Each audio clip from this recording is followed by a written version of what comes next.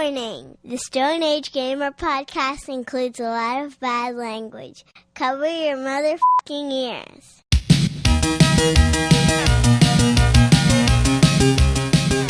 Good evening and welcome to the Stone Age Gamer podcast. I'm Kris Randazzo and joining me tonight is Rotating Ape Dan Ryan. I have thoughts. I do. Don't we all? Welcome back to the Alphabet Super Series. It was my pick for the letter D, and I went with DK King of Swing, Game Boy Advance. Does this strange spinning spinoff stand the test of time? I hope you like awkward control schemes, because the Stone Age Gamer podcast starts now. That was so alliterative. Kind of turned on. I'm not gonna lie. It doesn't take much. No, I mean, you're half-stocked when you wake up in the morning, so... Yes. At least. Yes. Hi, everyone. This is episode 617, and it is the week of May 8th, 2026, and welcome for anyone new here. This is the official podcast of StoneAgeGamer.com. Dan and I talk every week about what's happening in the world of video games from a retro gamer's perspective, as well as whatever the heck else is going on in our lives. Speaking of which, what's new and exciting, Dr. Dan? Oh man, not much. This was like I don't know. This is like a quiet week for me. Has it been? Yeah, it was, relatively speaking. I don't know. I thought Tiff was going to die the other day. I suppose that happened. Which quiet week. Yeah, it was a quiet week. Thought my wife was going to die. No, she called me the other day and she's like, I'm home. I was like, well, that's not fucking right. You drove to work this morning. Why are you home? And she was like, well, I got really dizzy. And then somebody from work drove me home. And I was like, what the fucking lead with that? Like, I got really dizzy and somebody drove me. Like, do I need to leave? What's going on? And she was like dizzy for the rest of the day. It was super fucking weird. I was like, all right, dude, that's okay. Shit, man. Yeah. She's fine. Nothing happened. She's just fine. She was just spinning around in circles a whole lot at work. Apparently, she's just being a fucking asshole about it. Yeah. That's like literally the most exciting thing that has happened to me this week. Yeah, it's a boring week.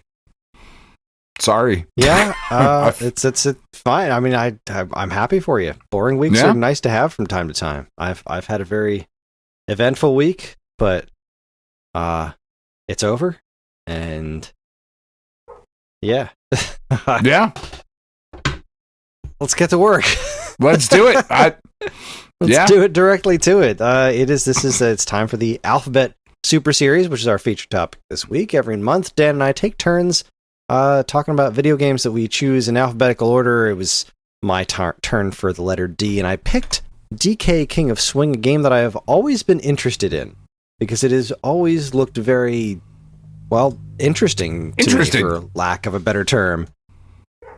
I had a page up for this earlier. I must have closed it like a jackass. So, I love Donkey Kong games, and I remember seeing this one when it came out and being like, well, that looks really odd. I wonder if it's any good. And so I wound up picking it up and never touching it, because I got it on like clearance or something, and was like, yeah, I'll try it one of these days. And then it got a sequel on the DS, so I was like, well, clearly this game was pretty good because there was a sequel, so obviously it must have done okay. It was originally released in North America on September 19th, 2005. It is a game about Donkey Kong grabbing pegs and swinging around. Mm-hmm. It's well, let's see. I started the game up and I was immediately very charmed by it. I really like the way it looks. It adapts the like the 3D rendered Donkey Kong Country sprites into traditional sprites, and it does it in a just brilliant fashion.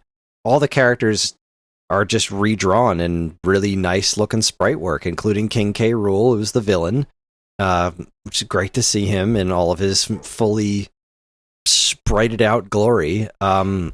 the music was really delightful, and I got through the tutorial and thought, well, this is pretty weird.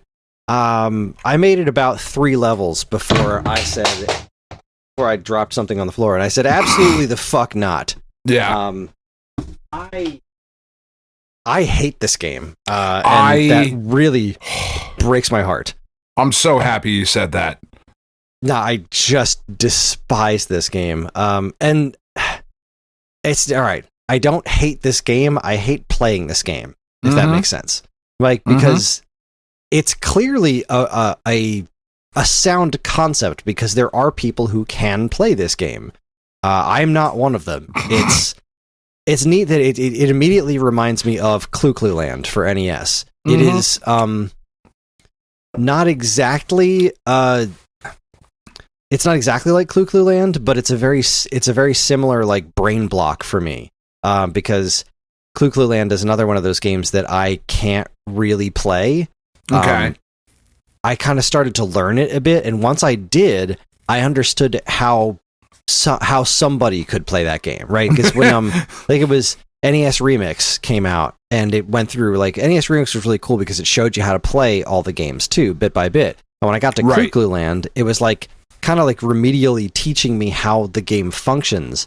And that game is all about your characters always moving forward, and the only way for you to turn is to like put out one of your hands and grab these poles and spin around, and then you let go and you'll move in that direction, which isn't entirely dissimilar from DK King of Swing.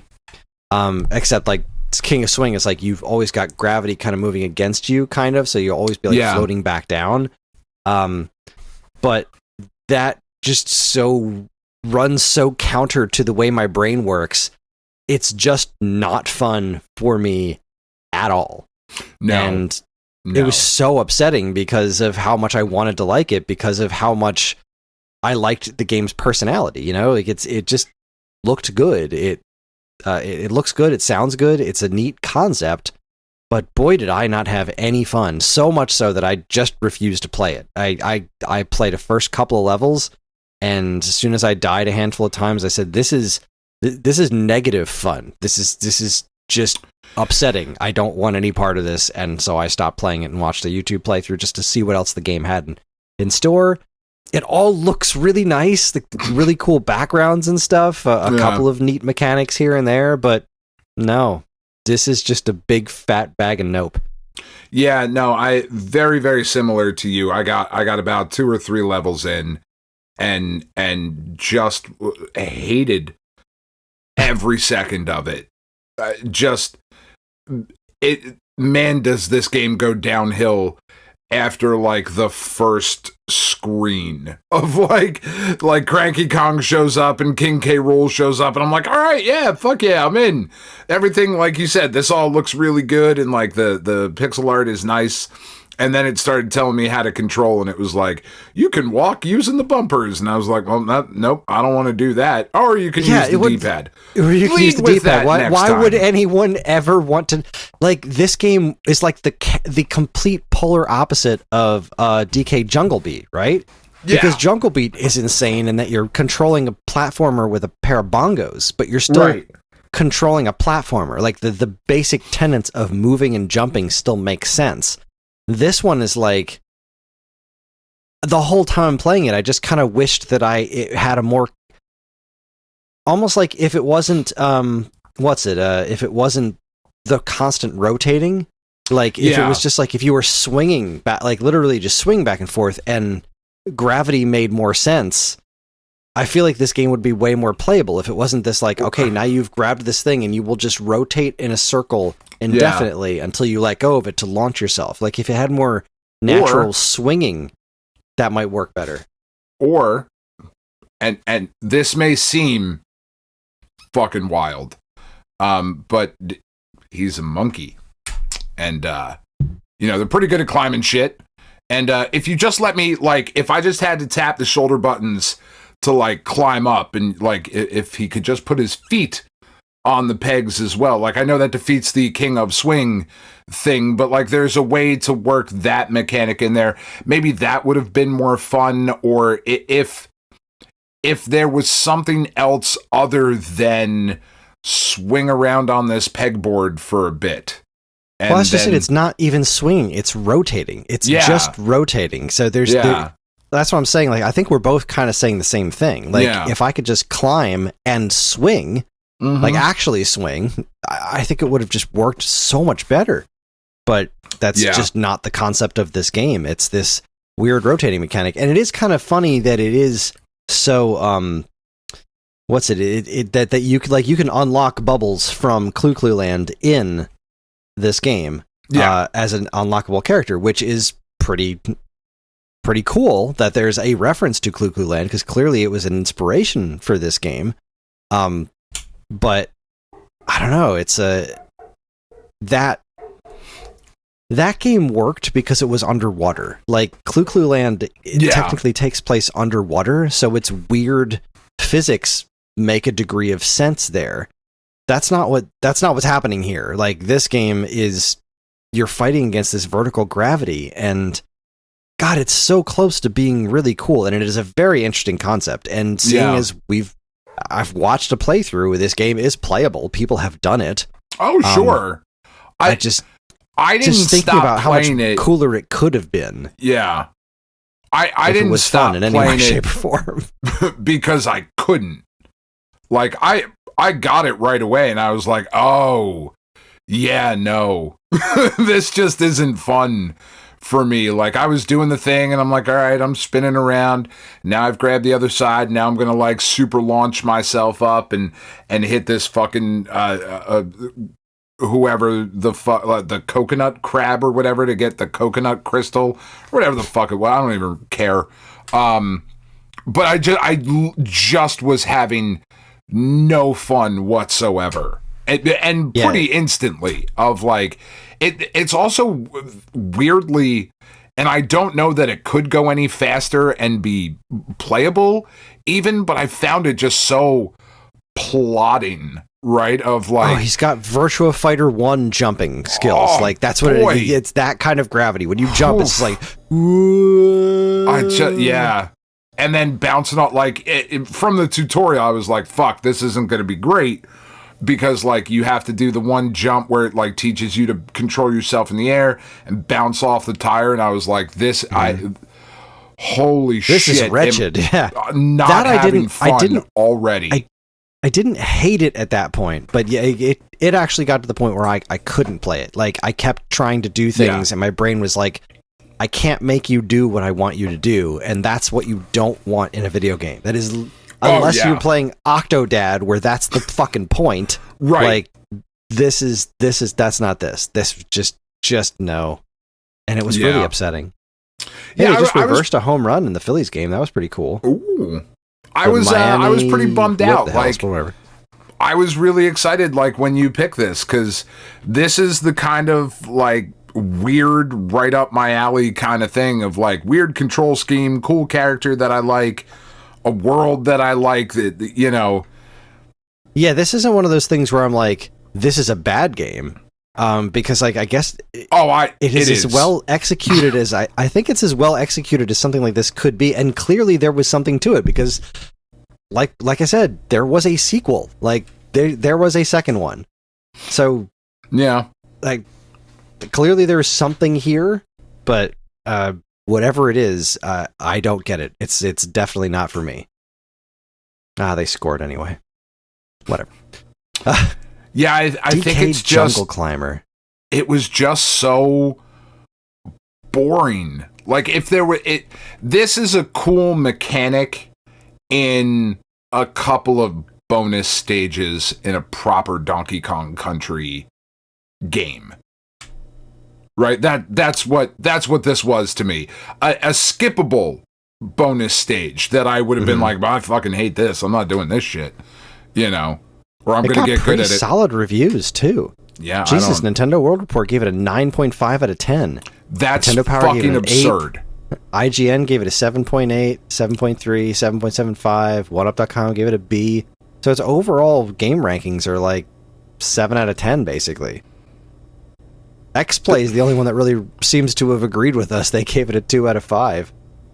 I mean, I find the sequel got pretty much the exact same ratings. Actually, it's closer to like 70, 77 out of 100. So the sequel seemed to do slightly better.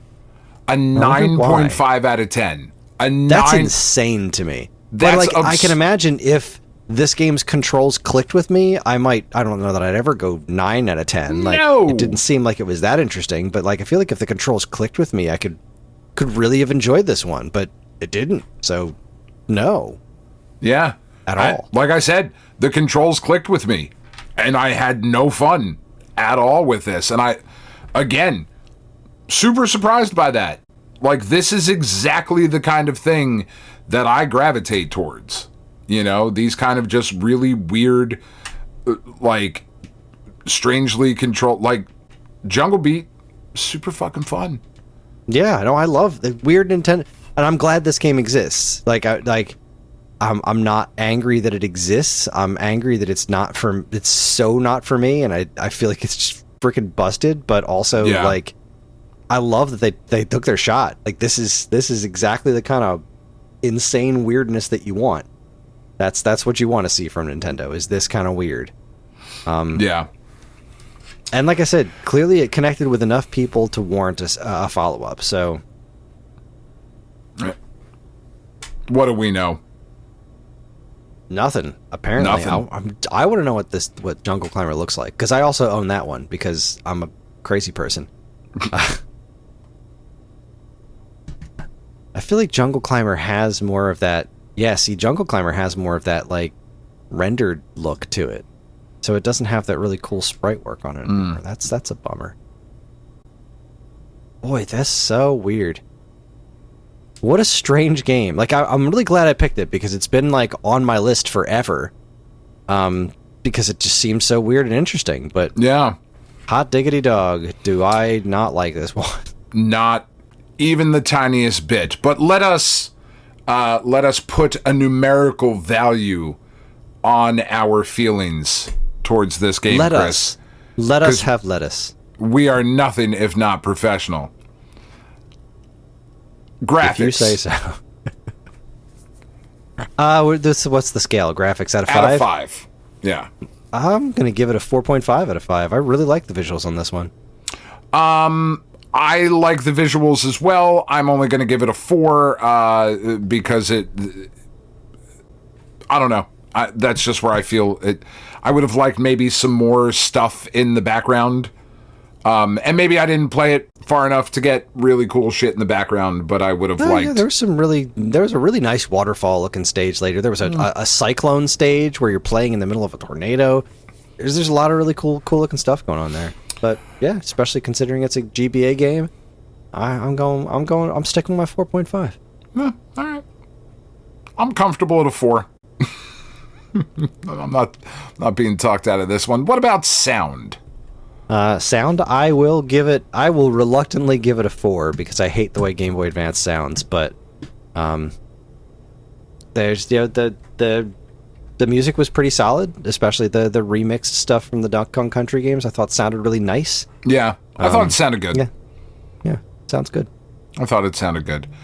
I mean, so Control... What are you giving the sound? You didn't tell me. Oh, 4. Sorry. Oh, okay. I agreed. Yeah. I didn't say anything because I agreed with you. I was just shaking my head, which is not, I realize out loud. Did you hear the head shake? Yes, I did. Control. So this is a weird one, right? Because, like you said, it controls exactly the way it's intended to. Yeah, but I think but the controls are also insane. Yeah. So it's not that it does what it's trying to do poorly. It's that what it's trying to do, I think, is intrinsically bad. Yes, I agree. I mean, the controls are what kills it for me. So I'm going to give the controls. I'm going to give them a 1. Because I feel like a 0 is too far, because they do at least do what they are intending to do, but they are disastrous. I think the controls are what kills this game. I would agree. I was waffling between a 0.5 and a 1, which is like absurd. But I'm just going to go ahead and say it, though. For fun factor, for the first time, I think, in us doing this series, and I will double check, I am giving this a 0. I had absolutely no fun at all with this game. I have to give it a 1 because in the tutorial, first off, I had a big smile on my face when I was viewing the tutorial and listening to that music. And during the tutorial, when I kind of had a hang of it, and that first level or two when there's not really anything wrong, I had vague amounts of fun while I was doing those things. But then it all swirled down the toilet. So fun gets a 1 from me. All right. Well, I am a liar. This is not the only 0 I've given out. I also gave out a 0 for the fun factor of Contra Legacy of War. That also got a 0. I remember that. Yeah. Remembered that. This game scores higher than Contra Legacy of War, though. It's a better game than Legacy of War. It is a better, somehow, a game that I had 0 fun with and gave a 1 to the control, has scored 6 points higher. This gets a whopping total of a 9 out of me, and not the 3 that Legacy of War got, and I'm looking here, not the 6 that Eternal Champions got. Wow. Jersey Devil I scored lower. Man. Eternal Champions was brutal. It was really bad. Just garbage. Yeah. Yeah, this one got a 10.5 out of me. No, I disagree. I'm changing the sound to a 3. I don't feel good with a 4. No. You just want it to score lower than those other games. No, I just want it to be an 8. Yeah. I mean, I really do. It's now an 8 for me. Yeah. Fair enough. I have nothing if not journalistic integrity. You have no integrity. None whatsoever. I just hated this. And like, I think I hated this more than Contra Legacy of War because I like Contra. It's fine. You know what I mean? Like, Contra's fine. I love Donkey Kong. I love Donkey Kong Country. I absolutely really adore this character. And I'm so angry that I hated this game so much. You know? Understood. I completely understand. I give them respect for taking the swing at it, so I'm sticking with my 10.5. It's still pretty low. I still hated this game, but yeah. All right, let's see what the listeners had to say. So this got a lot of feedback. Did it? Yeah. It's marvelous. A lot of feedback. Going back to let's see, it looks like the first let me see here. April 5th was our first feedback in the Discord chat from Duroc Pig. So I messed around with the first couple of stages, and I love the character sprites, but boy, do the controls take some getting used to. It's simple, but a lot more challenging than I expected, especially getting yourself pointed in the right direction. Then, let's see, what else? No, that's just a bunch of shit. Then we start talking about Earthbound. Then we have some more Earthbound stuff. P2 Mick28, I've begun to monkey around with a picture of his 13%. Very funny. I love that sprite. I love that sprite. It's a great looking sprite. What a fun thing. And then April 13th is where the discussion really kind of starts, and Trashman kicks it off with, I'm trying so hard to enjoy this game, but my brain isn't jiving with the controls. Mm-hmm. PJ28 followed up with lots of little bits of, look at me go, I'm amazing, immediately followed by, oh, no, hell no, grab that, grab something, grab anything.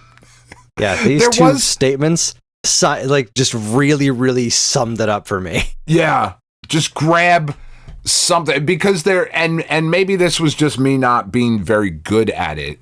I mean, I thought like I was doing what it was wanting me to do, but there were moments where I felt like I could have grabbed something with my left hand as I was falling, but I just maybe wasn't angled the right way or whatever, and I just kept falling. And I was like, I mean, he's got 3 other appendages with which to fucking grab. He's a goddamned monkey. This doesn't work. Let's see, Duroc Pig, follow that up. Also, I don't know if it's because I'm playing it on the analog pocket.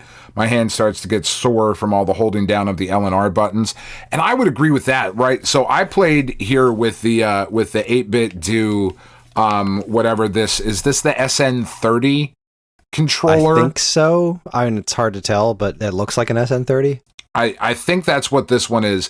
This is my favorite controller apart from the DualSense that I have. I use this basically for everything else. I will go pair it to whatever I'm playing. I really, really love this controller. Good news, we might finally be getting those back in stock. Oh, that is outstanding. One of our distributors just sent us a list of like a bunch of 8-bit do stuff, which is nice.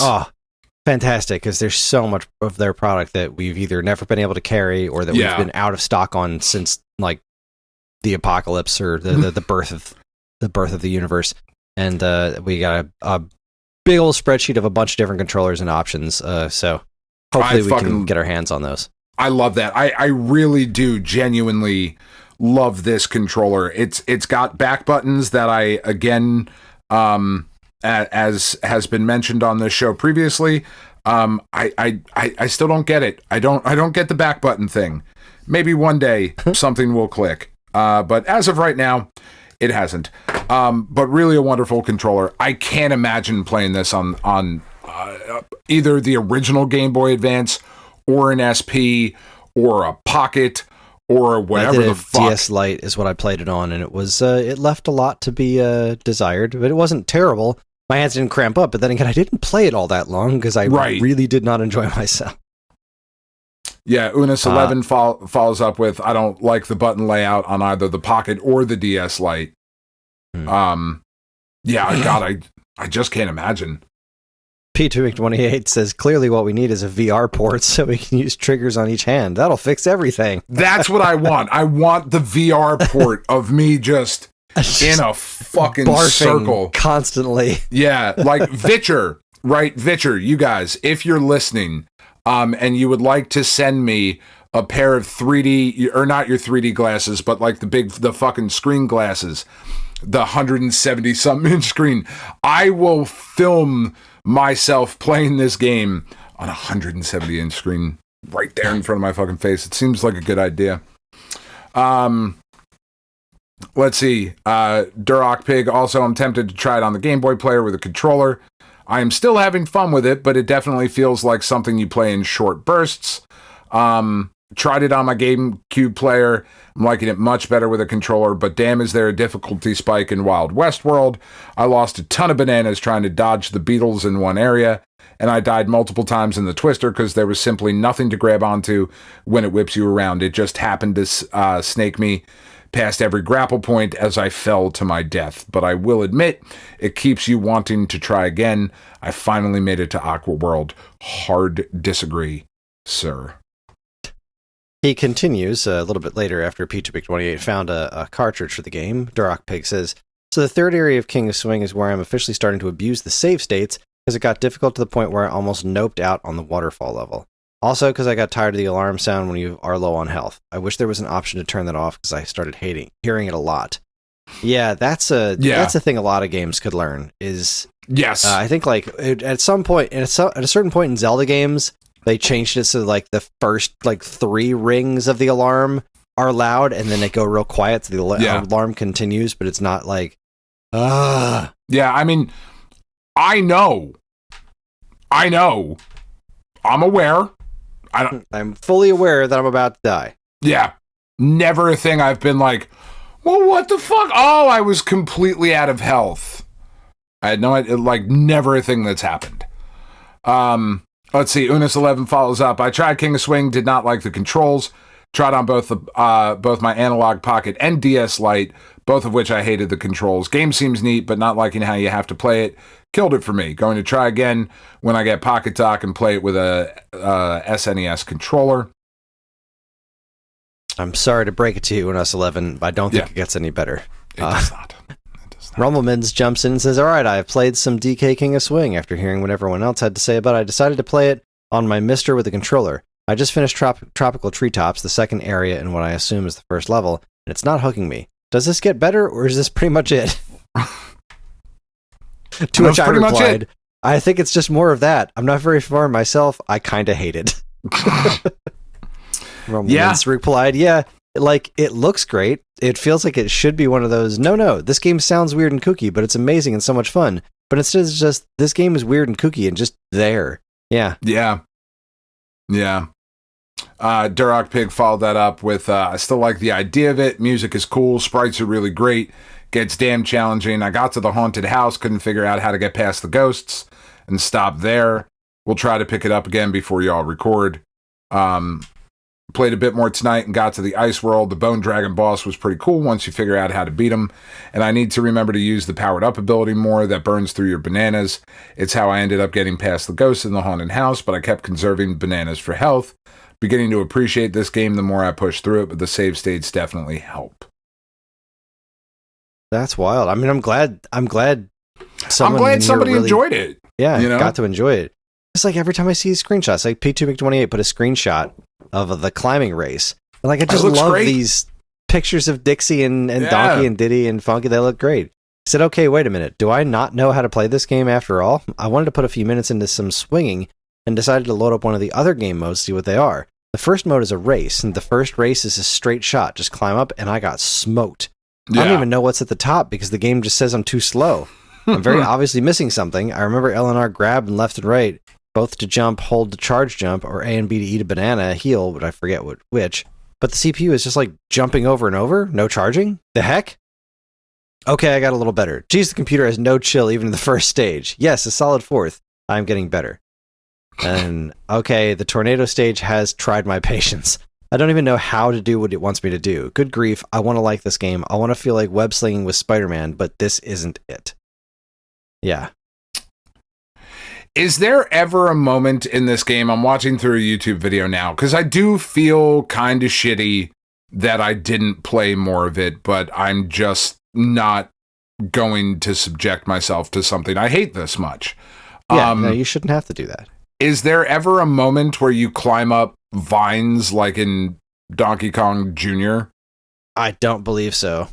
There freaking should be, though. God, I hated this too. The spinning around on that fucking wheel to move the platform around. I was like, oh boy, do I hate this. I'm just going to slowly spin while this thing turns. Fuck off. I was so angry. That's in like the second level, and yeah. Yeah, I mean, I think to the point, like, yeah, it's just this. It's just kind of wretched. It's just kind of this. So, anyway. Yeah, so Duroc Pig follows up. Game definitely has moments of no chill in the ice levels. I spent a ton of time trying to navigate the frozen grapple points in this ice castle stage, sliding and slipping off, falling and having to do it all over again. Made it to the last stage, but now I see what you mean about those races, because the ice boss is basically you racing up pegs to get away from him. I think the only reason I beat him was because I built up a ton of bananas and spammed healing, because I had a hell of a time getting up his little trail of ice pegs. I mean, we've all been there. He shoots out in between segments. I give them props for taking a simple swinging mechanic that feels like it should have been a short and sweet arcade game, stretching it out to make a whole game experience like they did. Still enjoying it using save states, though admittedly, it has some frustrating level design. Trashman writes, review. I've attempted this game 3 times now. I can't get used to the controls. DK's movement feels disjointed, and I miss a not insignificant amount of the grabs I'm aiming for. When you miss a grab off to a side, you can fall down pretty far, which is annoying. If you're trying to collect a lot of stuff, the game's pace is laborious, especially when you're waiting for specific trajectories or enemies. When you add it all up, I'm not having fun playing the game. Sorry, Kris, I didn't care for this one. To which I replied, no need to apologize. I feel the exact same way. Yeah. Oh my god, Drockbeak finished it. Yeah, so I finished the game tonight. Sorry, before that, Zabu said, I feel like this could be a good game, possibly with some kind of control hack. And yeah, maybe, you know? I don't know. Because, like, I just hated it. I don't know what you could do to the control. It's not it's less the controls itself, more the spinning, maybe. Just the general concept of it. But again, it's just so slow, and there's these fucking, in the one level where the shit breaks, like your pegs break. Like, come on, man, what are we doing? I hate you. So Duroc Pig said, so I finished the game tonight, and damn, that last stage before the final boss is brutal. I'm glad I pushed through it because the graphics and the music are cool. It was at times fun, though a mostly challenging and trying experience that I don't ever see myself coming back to this. Thanks for picking it. It certainly made for an interesting time. I'm glad that you really liked it, Duroc Pig. I'm glad that as much as you did, and I am really glad that I picked it because this game was a weird mystery, and it's fascinating. I wish it was more fun, but I do think it's fascinating. I said I wonder if the sequel is better, and Zabu said I think I remember liking it more, but it's been way too long, and I remember nothing about it. Yeah, I mean, I am never going to try the sequel because I hated this so much. You know, like, and that's a shame. I will never. Yeah, but you know, I am very glad you picked it. I am glad too. I can put this game behind me and its sequel. Yeah, well, I mean, it is literally behind me. I was gonna take it off the shelf and hold it up during the episode, and I didn't do it. It's right back there. I'm not gonna get up and do it now. It doesn't deserve it. No, it doesn't. It doesn't. But it knows what it did. And Jungle Climber. Yeah, it knows what it did. Yeah. You stay on the shelf. Donkey Kong. All right, so Dan's pick for letter E was Earthbound. I've put a decent amount of time into it. I think I'm about halfway through the game. Not playing DK King of Swing gave me a little bit more time to put into Earthbound. Yeah, anytime I had the option, I was like, well, maybe I should give this one another shot. No, I'm just gonna play more Earthbound. Or I could play Earthbound. Yeah, I've gotten to put some more time into to Earthbound this week. I don't want to say anything at all about it. Let's leave that up till next time. Yeah, but I have had some more time to put into it this week because I haven't been playing Saros for a review. You know what I mean? So it's like, yeah, because I got no head start on it. But we'll talk about that in a month. And you got to start thinking of the letter F. Oh, I have been thinking about it right now. Thinking about the F. Oh yeah, I am. I mean, there's so many good choices. What did we pick last year for the? What did I pick for the letter F? You picked. We did. It's a race. Flashback. Yeah, Flashback was fucking dope. That was a good ass game. Let's see. Yeah, our last D was Demon's Crest. So you tend to pick good games. I pick interesting games. You do. You're like, I'm going to pick this one because I know it's going to be good. And I'm like, yeah, fuck it. I'm going to pick Eternal Champions. Yeah, I mean, let's spend some quality time with Incredible Crisis. I picked Jersey Devil. I thought that would be interesting. Yeah, you picked Zork too, didn't you? So I did. Okay.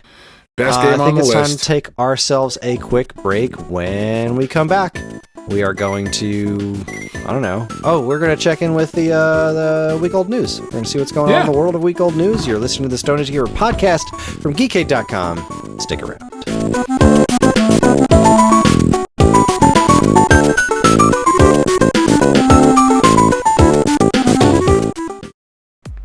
Do you enjoy the Stone Age Gamer podcast and other shows on the Geekade Podcast Network?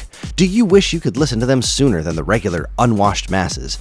Do you wish you could contribute in some way? Well, then you should check out the Geekade Patreon. Yes, the Geekade Patreon is a wonderful and very much appreciated way for you to help us pay the bills and keep our shows running week after week. As a Geekade patron, you'll get a monthly podcast topic schedule and early access to nearly every show on the Geekade Podcast Network, as well as access to a patron-exclusive monthly show called DC's Amazing Movie Time from the creators of the Weekend Rental podcast. So head on over to patreon.com/geekade and become a loved and appreciated member of the Geekade Patreon team and get early access to shows like the Stone Age Gamer podcast, this week's episode, Turning Tracks, and a whole lot more. See you there.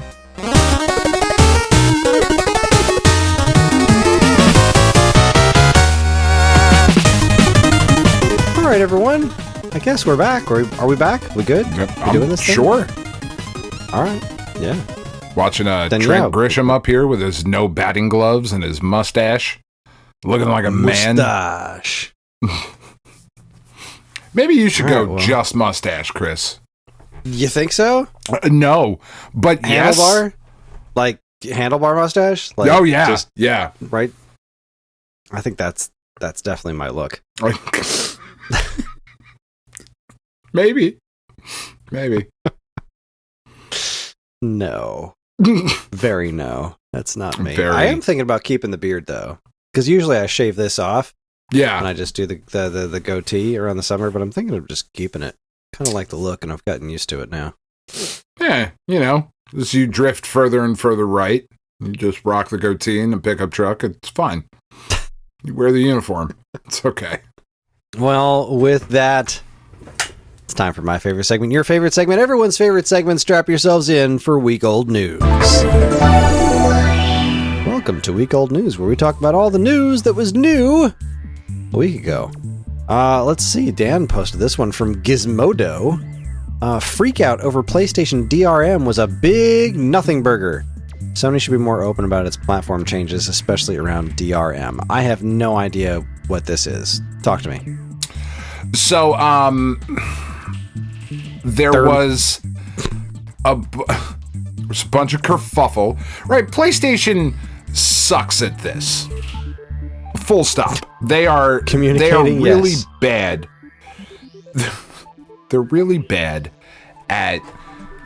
They just do shit, and they don't tell anybody about it, and then everybody freaks the fuck out because they think they know what it means, and then they go, and because we live in the world that we live in, everybody's like, I saw a thing. Here's what it fucking means. Sony is coming to rape your dog. And you're like, I mean, that's just not even at all what Seems they unlikely, said. But I guess. But sure. So, some people started to spot some things of some new DRM stuff. Twitter or shitter or Zwitter, I don't even know how the fuck we say it anymore. X, because that's just not cool. It started to spread on X, and then some YouTubers picked it up and some Twitch streamers picked it up, and they spotted that there was this like weird 30-day license check on digital-only games purchased on the PS4 and PS5. And they came out and said, well, that means that if you don't log into your PlayStation for 30 days, they're going to pull away all your content. And that's just not it. That's just not the reality. That's just not the reality. Like, somebody talked to Sony, and Sony finally came. Now, they should have been like upfront about this. If this was going to appear on their game and their store page and all of that, they should have been upfront about it at the jump. But it's going to check one time, and then after it checks the license, it's literally never going to do that again. And I was like, oh, cool. Like, and that was it. But for a few days on the internet, it was like, if you don't log into your PlayStation at least once every 30 days and connect it to the internet, Sony is going to pull all of your digital games and you'll no longer be able to access them.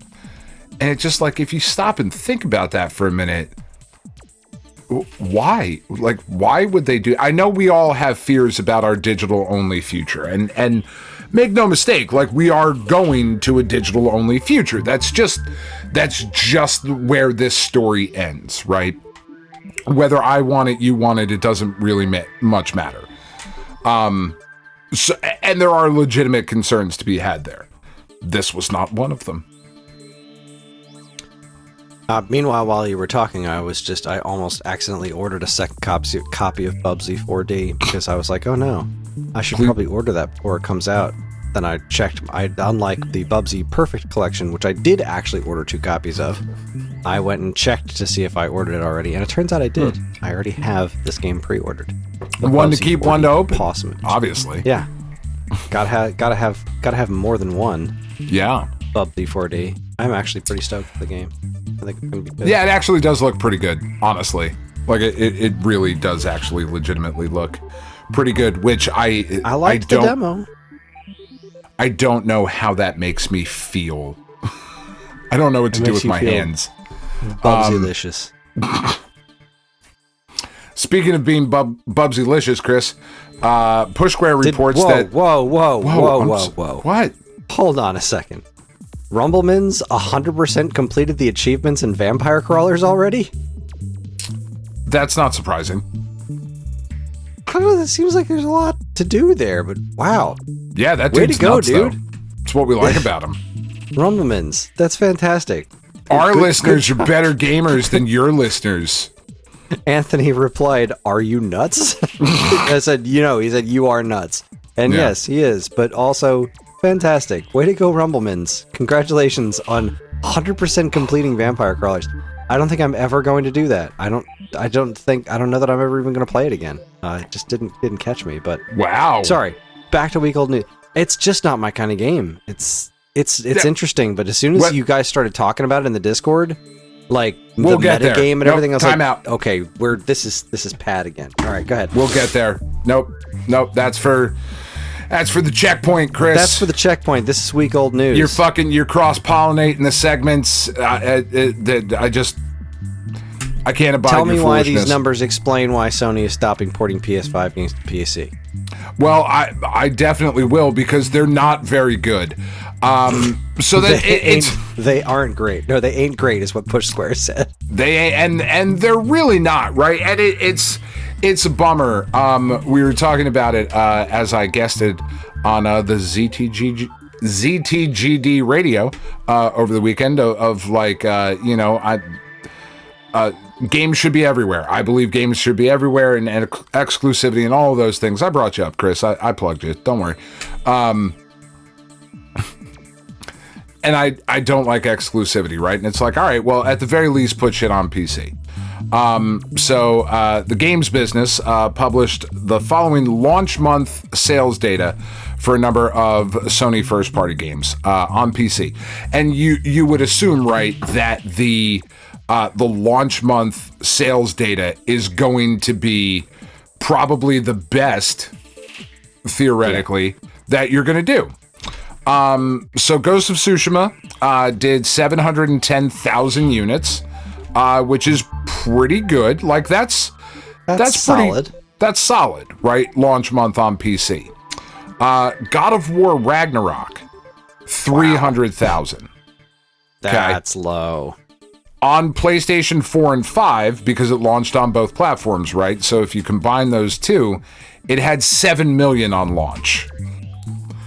300,000 is legitimately, because you might think like, well, yeah, but it's still 300,000 players, and like compared to 7 million, 300,000. Why bother? 300,000 for a God of War game in general is low. Is crazy. Spider-Man 2, 260,000. Horizon Forbidden West, 230,000. So the market spoke. Yeah. We just don't want these here. I feel like people do want those there, but they didn't want to pay for them. I feel like everyone was like, all right, cool, Sony games are on PC, so we can steal them. Well, maybe. Yeah. We're going to mod them and pirate them. And, I think that's why you can probably play a SpongeBob in God of War Ragnarok. I mean, that does sound pretty fucking funny. What I think, like, I still think it's a good idea. I think they went with maybe some of the wrong titles, though. Like the fact that the show, MLB The Show, is not on PC. That, I think, would have sold a crazy amount. Motherfuckers are still playing more than 230,000. People are still fucking playing MVP Baseball 2005 because of it's on PC. It's still possible, and people are updating rosters and all of that shit. And you might not have gotten year-over-year return on business for that, but I would have to imagine that it would have sold more than 230,000 copies, The God of War number really surprises me. That seems like... Yeah. Same with Spider-Man. I feel like Spider-Man... Well, I mean, I guess, it's Spider-Man 2. There was definitely racism involved, but... Yeah, well, But still, 260,000 copies. Seems pretty low. That's just nothing, comparatively speaking. So, people voted. I think it's a massive bummer, right? I really want games to be everywhere, but if it's as expensive as they claim it to be, and I have no reason to doubt that because I don't know better. If it's as expensive as it's purported to be to port games to other systems, and this is your return on investment, well, then the return on investment just isn't there, And okay. They tried. And you fuckers were like, nah. We don't want them. I mean, because I was never going to buy PlayStation games on the PC because I already bought them. And I guess that's been like my argument this whole time is that if I wanted to play it in the exclusivity window, I would have the system that it was released on. And I mean, that is the way that I do things, Thankfully, the Microsoft titles that I have wanted to play, I haven't needed to purchase an Xbox because for the most part, they run on the Steam Deck just fine, or there's a native Mac OS version of it, which are still certainly a lot smaller number of games are released with native Mac OS ports. That number is growing over the last couple of years. That number has continued to grow, and I hope it does continue to grow. But, things like South of Midnight, that is a game I love so much that I could have justified buying an Xbox for. I just absolutely love that game so much. I didn't have to. It was on Steam, so I was cool to play it there. Indiana Jones and the Great Circle. I really enjoyed that game. I was never going to buy an Xbox for it, though. So the fact that I could get it on PlayStation later, I was like, all right, sweet. I'll just get it there. Because it didn't run well on Steam Deck. Other things that Microsoft does, like Starfield and whatever, they're just not for me, which is fine. I hope they do well. I hope they continue to shift their focus back to games and all the stuff we talked about last week. I want them to do well. So, yeah, it is what it is. Couldn't be anything else, because if it was something else, then it would be what it isn't. All right, you got to read this next one, too, because I got to tell you, I've never even heard of this game. I was going to ask if you had, because I hadn't either. I mean, I've heard of it, but I don't like... Apparently, it's a big deal. I have not... this does not seem familiar to me at all. Push Square reports that Atomfall joins the ranks of The Last of Us and Fallout with its own TV series adaptation. Atomfall, the very British post-apocalyptic adventure game, is getting its own TV show. Developer and publisher Rebellion is teaming up with Two Brothers Pictures to adapt the game for television. Atomfall has been a big hit for Rebellion with over 3.7 million players, and it also just won the Best British Game at this year's BAFTA Game Awards. So, cool. I mean, this has completely just skipped right past me. It's on PlayStation. No recollection of it existing at all. Yeah, I just don't know this. I don't know this game at all, but I love that it seems like almost every week we get to say, here's another TV property, here's another movie property. I love the fact that this continues to happen. It makes me continues to happen in good ways. Yeah, I mean, so far though, Yeah, we've been on a pretty decent run here. Yeah. I mean, you want me to take this one too? as we continue with the PlayStation. Have at it. Push Square also reports that you can now install Linux on your PS5, transforming it into a Steam machine, but there's a catch. I am cautiously optimistic about this. Fans of the PS3's infamous Other OS feature, which was axed from the console, leading to a class action lawsuit, may be excited to learn there's now a way to install Linux on your PS5. Do you remember that whole thing back around PS3 time? Not really, no. When the PS3 first launched, it was native to the system that you could install another operating system. Like it was basically just Linux, I believe, at that point. My memory's a little fuzzy on it, but it was a feature of the console, like, that they talked about at the time, of like, you can fucking put Linux on this, and it was like, that's awesome. And then that does actually sound vaguely familiar now that you mention it. And then they took it away. Like, in a system update, they were like, yeah, no, fuck that. We can't do that shit anymore. So anyway, there is somebody, footage of Boffin Andy Wynn's custom installation, where he has managed to get GTA 5 running with enhanced ray tracing at 60 frames per second via Ubuntu. I don't actually know how to say that, because I don't know that I've ever said it out loud. He shared an installation steps on GitHub, so you can try it out for yourself. While he says there's no risk to your hardware, obviously approach this with caution if you do decide to give it a go. The catches: you'll need a disk-based console running firmware versions 3.xx or 4.xx. No support for the latest 5xx operating systems. Now, it is a soft mod that is wiped out each time you reboot. What's interesting about this, though, is that with the what's interesting to me anyway, right, is the rumored prices of the Steam machine being astronomical in today's economy, especially. Where gas, I don't know how gas is down by you, Kris. I drove by, when I drove out of the city, it was at like $4.70, and when I got into the suburbs, it was like $4.30. Here. It was how much? $4.25, $4.30, somewhere around there. It varies a lot around here. I mean, it's just crazy. If there's a way to get Linux running on my PlayStation 5 safely,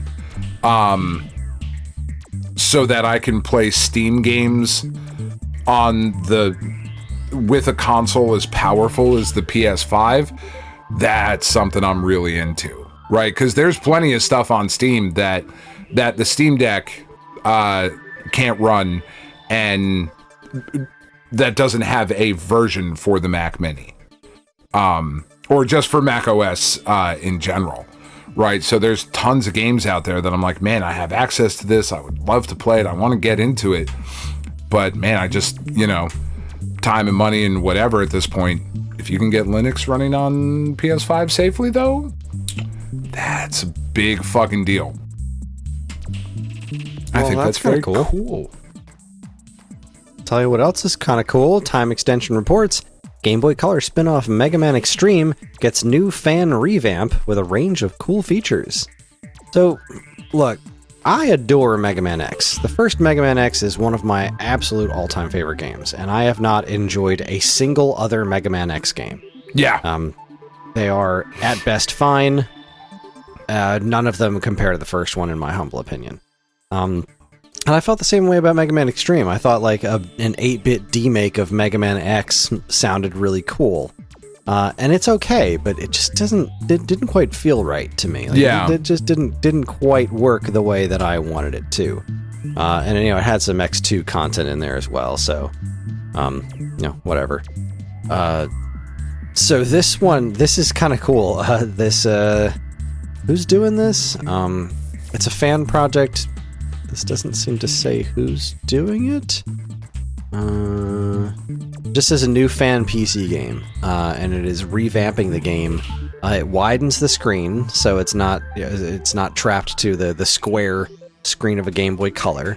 and it's got a new stage dimensions reworked to fit the screen ratio. Gameplay's been updated to be faster and more responsive. Boss fights have been reworked. They all have new moves and new behaviors. Most of the weapons have also been reworked to be more functional and have new interactions with bosses. This is really cool. I think so. Yeah, it's still. I'm still looking at it like, okay, but I can't think of a single reason I'd want to play this over playing Mega Man X.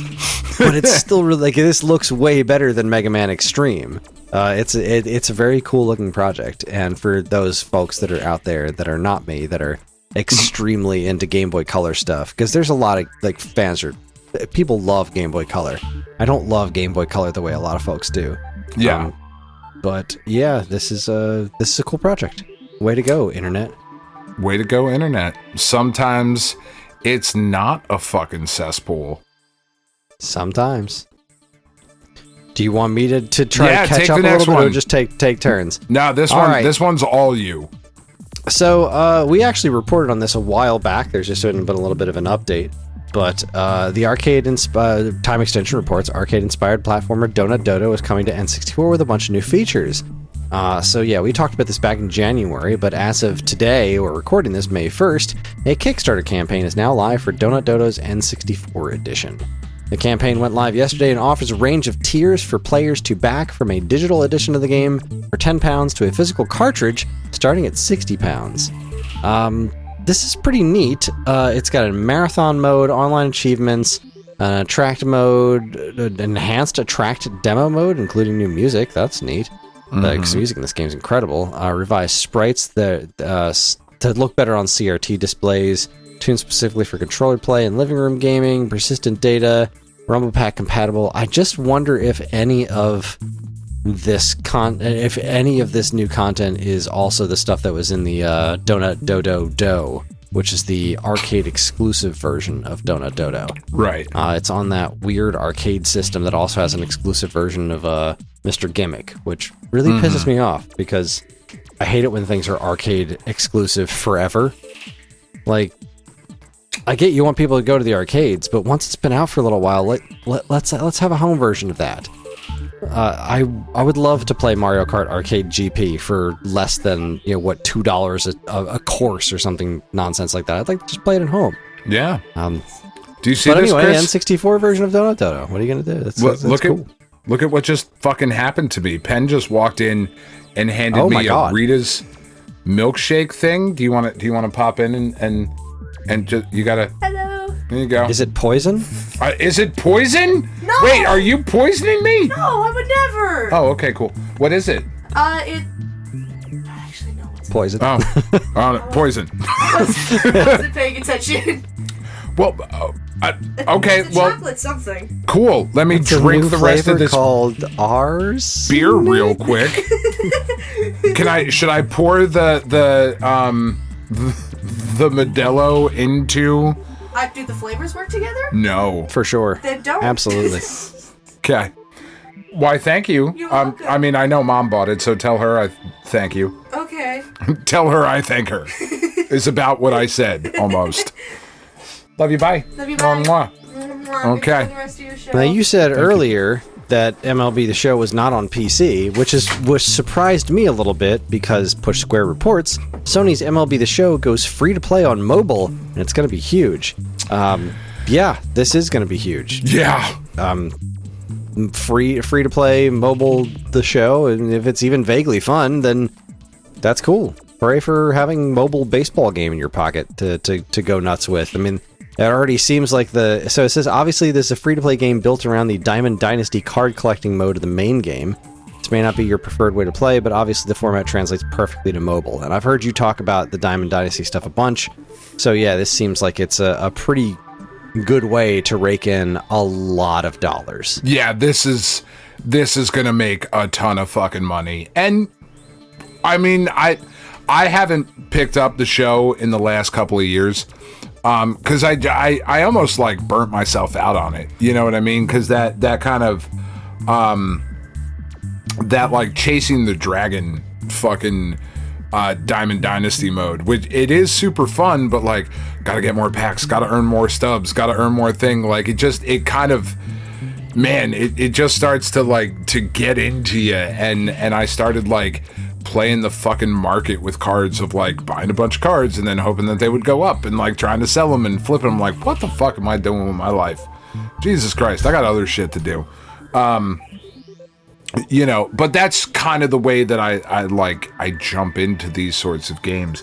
And I do really try to avoid like these the all Madden teams, or whatever the fuck the mode is in Madden, or FIFA, or whatever your sports game equivalent is, like the hockey one that you play with the guys. Of like, there's a I haven't played it version in forever, but yeah, I know what you're talking about. Yeah, there's a version of Diamond Dynasty. There's that thing, the NBA My Life or whatever in 2K, because it's just it's microtransaction the game.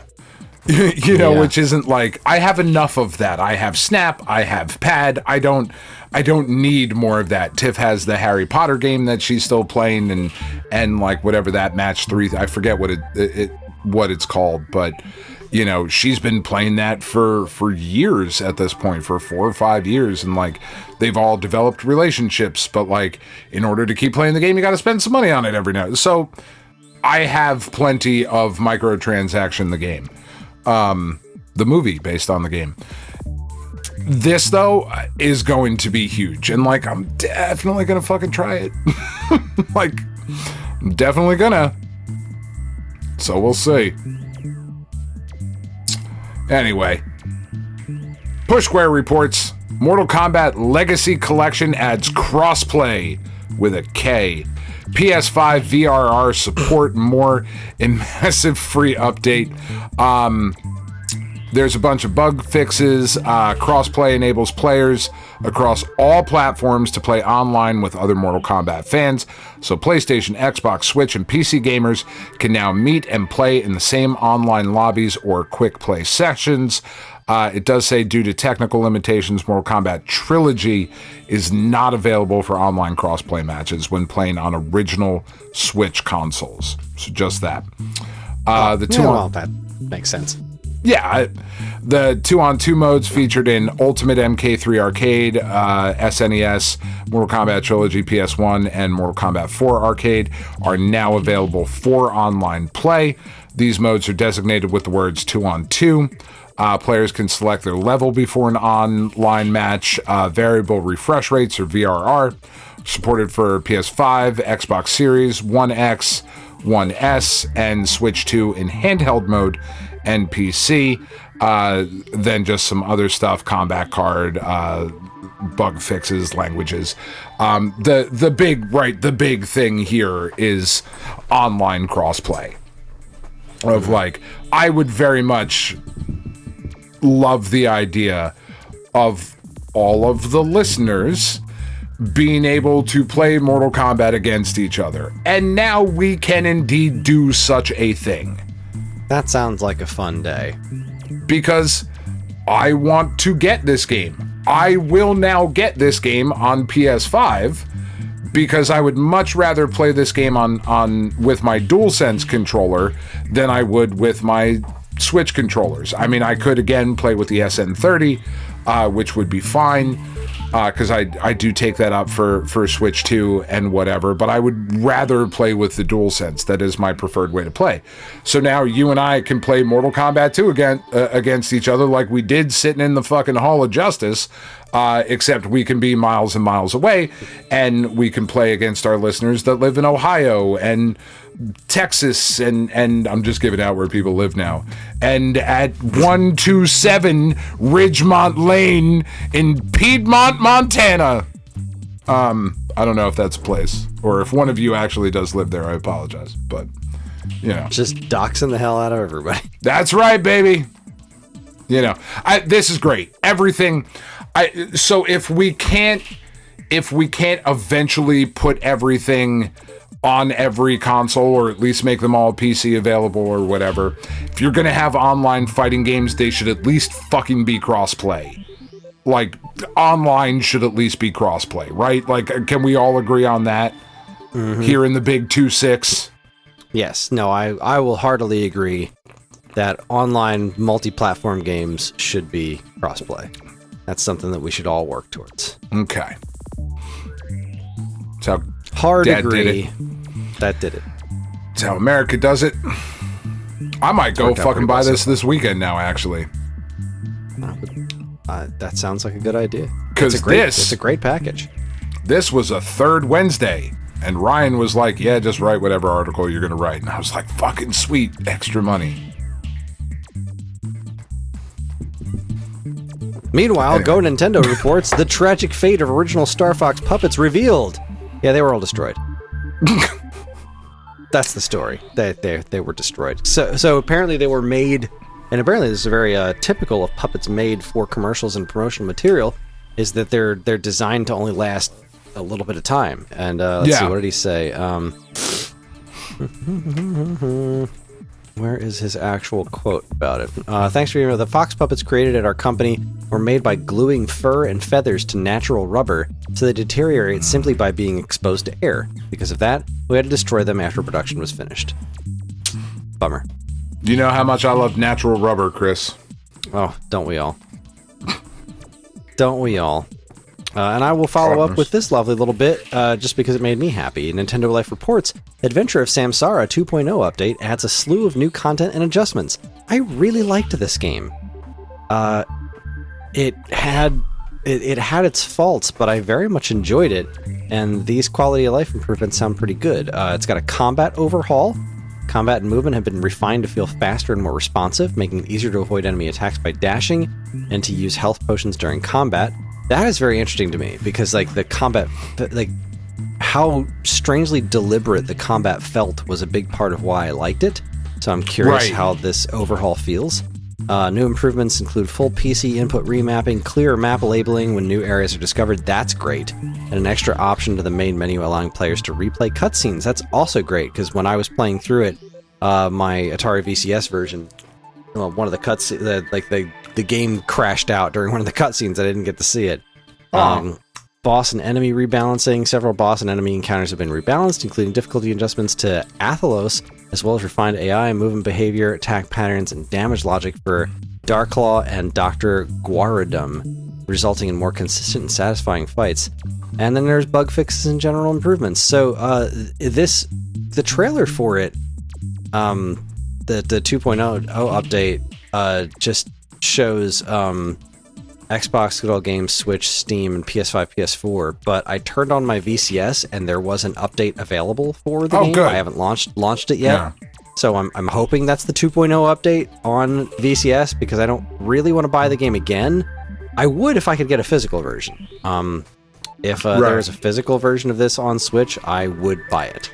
But didn't they announce a physical? No, I reached out to them and they said there were no plans for a physical version on Switch. Man, I really there's thought... There's a physical version on PS5. Oh, okay, that's where I'm getting confused. I was going to say, I really thought there was a physical version. Yeah, just not on Switch for some reason, which I find very odd. But if they made a physical Switch version, I would buy it, because I don't have a PS5, so I'm not going to buy a physical PS5 version. No. But this game really stuck with me. It wasn't like this unbelievable masterpiece or anything, but I really did have fun with it, and it was very enthralling. You know what else is enthralling? This next story. This is a fucking did it happen in Florida level story. Just in case anybody doesn't know, we have these stories organized in different categories. We have industry, business, and legal, collectibles and media, hardware, game development, preservation history, indie game news, major studio game news, general news, and then our last category, which is where these last two stories fit, is strange and unusual. The did it happen in Florida section. Yes, IGN reports, man arrested after hiding inside closed Best Buy ahead of, I mean, if I just pause for a couple more seconds, you just guessed it. Yep, you're right.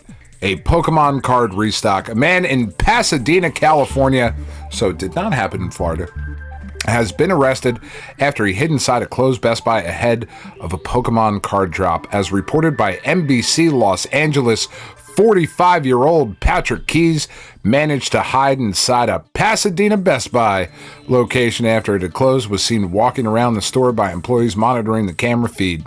Employees called the police. He was arrested on suspicion of burglary. I mean, suspicion? He was arrested of burglary. He was fucking there. He found somewhere to hide while the store closed for the night. And he was, the card drop was Mega Evolution Ascend Heroes, which came out on April 24th, which means he was hiding out for a restock of that. Look, guys.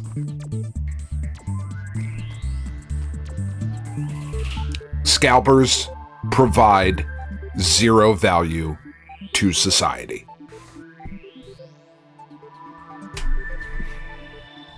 I feel like there's somebody's going to have something to say about that, but I agree with you. Scalpers provide zero benefit to society. Because, like, this is where we are. Like, this is where we are. Like, this guy got caught. This is not the only dude who ever thought of doing this. You know? It's all about that hustle. No, it's not. Maximize profits. At any cost. Let the kids get their fucking Pokemon cards. Fuck off. Not without paying the tax. No, fuck off. They don't get those. They don't get them for MSRP. They get them at my inflated prices. Because you are helping determine what the actual market value cost is and what the market will bear, and that's the service that the resellers provide, is that they actually show the going rate for the product and what the market will be. No. They show the maximum amount of money that people are willing to pay for things, because that's what's important. It's how much money you can get for them. They increase the maximum amount of money that other scalpers are willing to pay in an effort to flip them later. No. In a somewhat less cynical story, because I'm done talking about this, Go Nintendo reports company reveals unofficial line of Mario-themed coffins. I mean, I kind of love this. I kind of love this story. Big Nato is one of the largest manufacturers of funeral urns in Brazil. They've decided to expand their line with a product that is far from official and one that will no doubt kick Nintendo's legal team into high gear. Yeah. So there's a little video here, and it's Mario-themed coffins. But like, wow. But they're so not even enough. They're just, they're colored, and they have like wooden fucking cheap ass, like somebody routered out fucking crown or whatever, or jigsawed. I mean, how is there not a pipe? I mean, this motherfucker, I'm watching it, he's slapping shit on the top of it. But like, if instead of like a traditional coffin shape, but like a warp pipe, like, okay, now we're fucking getting into it, you know? Or the fucking, the fucking boot. All right. Now maybe I'm spending some money. The stone fucking statue that he turns into. I mean, come on, these are just coffins with a fucking M on it. I mean, you want an M on your coffin, I'll come over and do it for $10. I'll just fucking come do it. Can you do this for me? My dad really liked Mario. Like, yeah, okay. That's fine. Here you go. Big Super Mario fan. M. He wants to be buried in a bright red coffin with an M on it. That's, wow. That's right. Well, I don't know. I don't know. What can you fucking do? What can you urns say to follow that up? That are like the shit you pick up in 2, in Super Mario Brothers 2, like the planters that you fucking pick up, or like, I don't know, mix it into like one of the potion bottles. All of these are good ideas. Come on, Every Nintendo. single one of them. Come on. Make it official. All right, that's going to wrap things up for Week Old News. We're going to take ourselves another break, and when we come back, we're going to check in with the Checkpoint. You're listening to the Stone Age Gamer podcast from geekade.com. Stick around.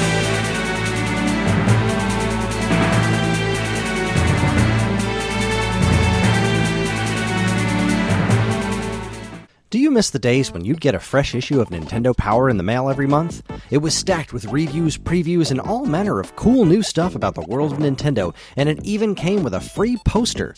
Well, you don't have to miss those days anymore because Nintendo Force is here. Functioning as a spiritual successor to Nintendo's classic magazine, Nintendo Force is staffed with top-notch writing talent, and me for some reason, to deliver fresh new reviews, previews, and more right to your door every other month. And yes, posters are still included, except ours are double-sided. So if you want the thrill of learning all about the world of Nintendo in physical format, head on over to NintendoForceMagazine.com and learn all about it. Nintendo Force Magazine, the force of Nintendo fans.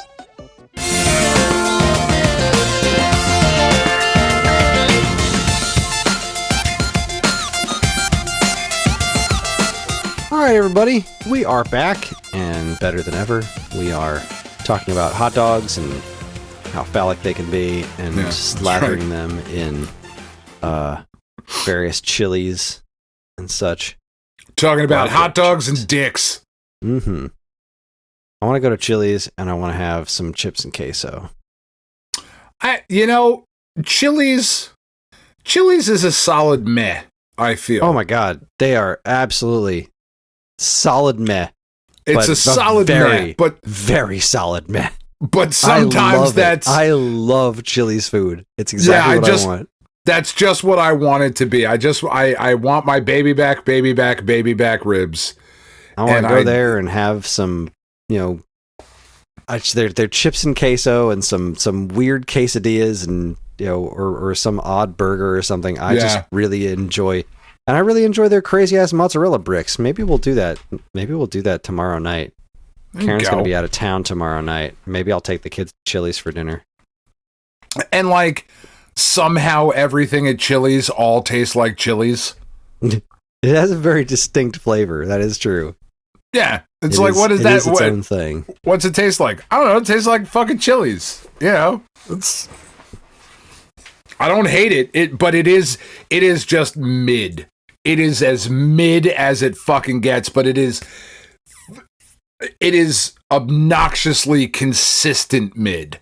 It's off. It is so often exactly what I want, and I feel the same way about Applebee's. It's like I never go to Applebee's and am not happy with my meal because I pretty much just go there and get the sampler platter and just be like, "Cool, yep, I'm in." Yep.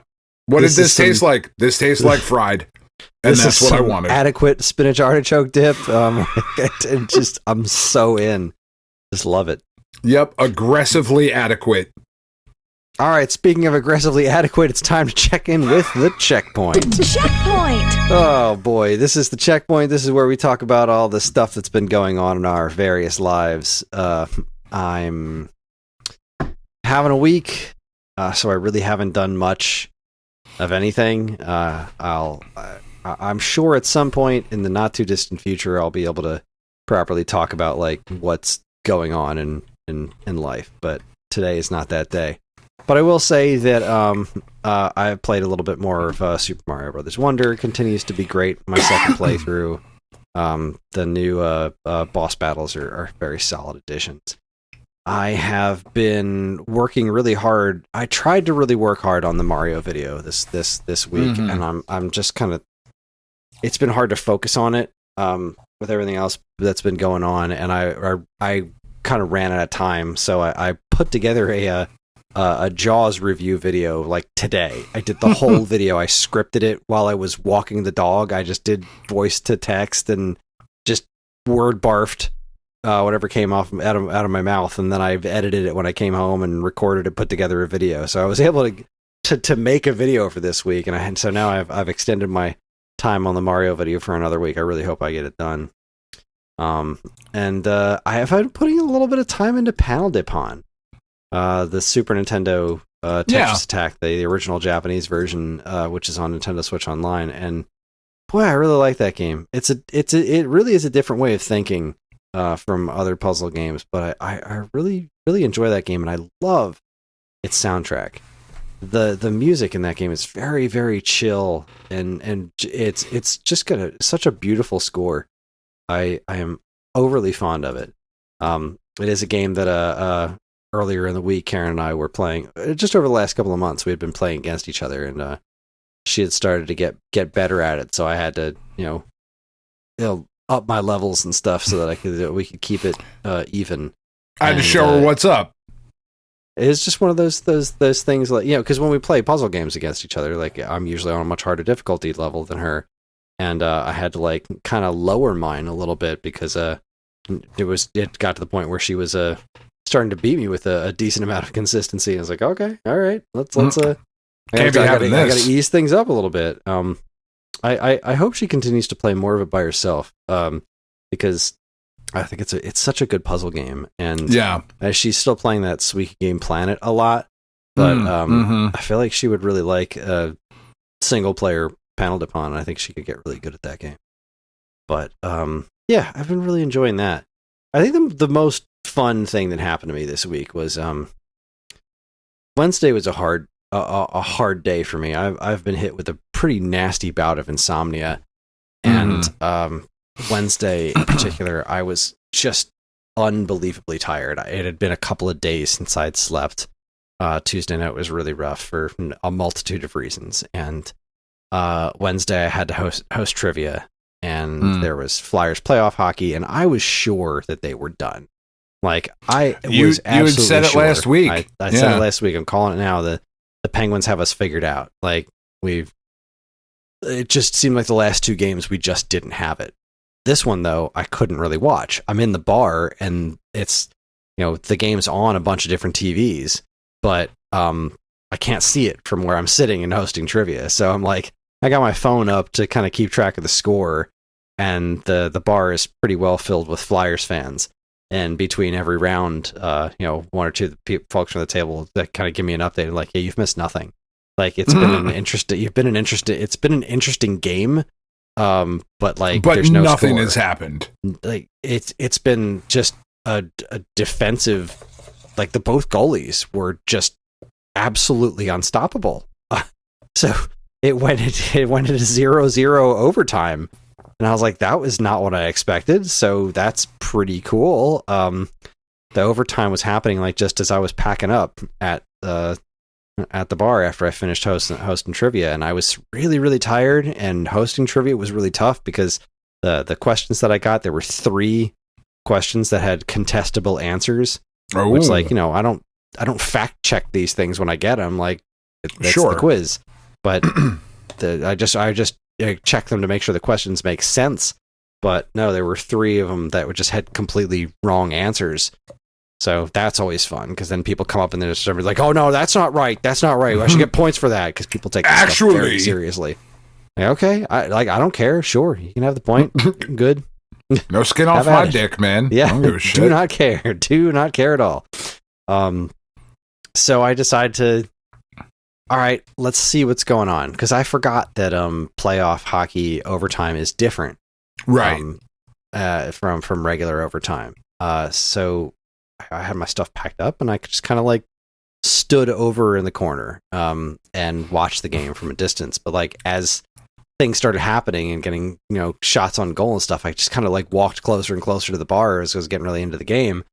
And as I was standing there for a few minutes, I said, you know what? Fuck it. I'm going to have a seat at the bar, and I'm going to watch sports with a bunch of like-minded individuals. Throw me a pineapple juice. I'm staking a claim.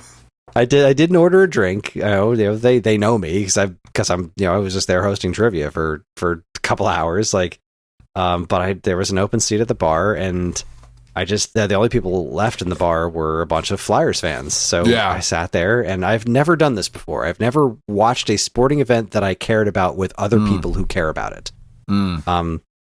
So it was cool. I sat down at the bar, and I'm talking to a bunch of strangers, and they're all like going off. They're all so angry at the Flyers, and like, because they kept the Penguins were just this offensive onslaught against us. Like, they just kept getting more shots on goal.